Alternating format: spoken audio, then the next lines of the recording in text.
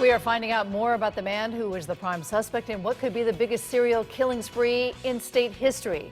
Who is William Howell?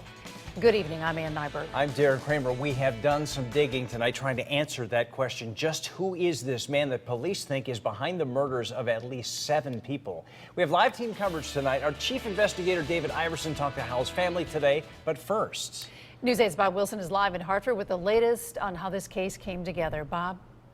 Yeah, Howell was known around the area back in 2003 as doing odd jobs, cutting grass in West Hartford, as well as Weatherfield and New Britain. He was seen driving his van up and down the Route 8 corridor, according to police. And they say, not officially on the record, but he's being named as the serial killer.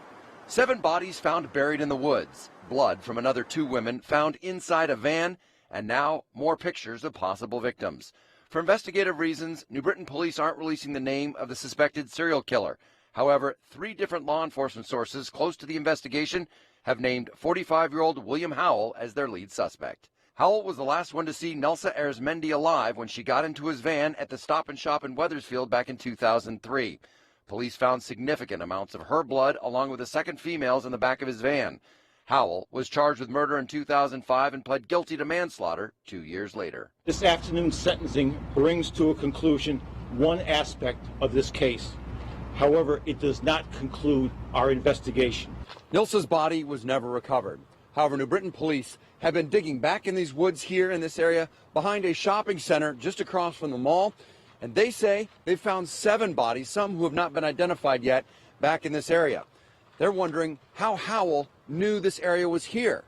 He did work for a lawn cutting service, doing odd jobs, cutting grass in Wethersfield, where Nelsa was from, as well as West Hartford and several other towns.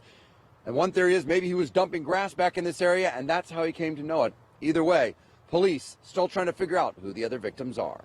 There's a lot more work to do on this case. It's been a long and involved investigation. So far, police have identified 4 victims: Melanie Carmelini from Seymour, Diane Kuzak, Joy Martinez, and Mary Jane Menard. Police are also looking to identify these 2 women found on videotape in the back of Howell's van. It was never, ever a cold case. It's always been a front burner, high heat case. And police are still working it very hard. As a matter of fact, that's why they're not going on the record with anything right now. They still have the investigation open, and it is an ongoing case. They're moving it forward, and they're asking if you have any information on those 2 grainy videos, photos, if you recognize them, to please come forward. And again, this is all supposition that they put together. No charges have been filed. I'm Bob Wilson, reporting live in Hartford, News 8.